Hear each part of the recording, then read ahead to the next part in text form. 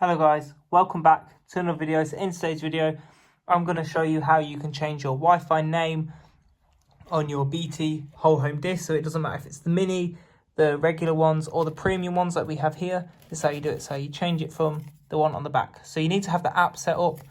If you don't, I have I have a video dedicated on the app. But in this video, I'm just going to show you simply how to do that. So in this case, what I'm doing is I'm going to change the Wi-Fi name and password on these discs to exactly the same as it was on these little Nova units. And then when I unplug that and this changes its Wi-Fi name, everything should just connect. So on your app, go to settings, change network details, and then see if I go on here, just type in, just name it test. So I've just set it up as a test one and I'll do it properly afterwards.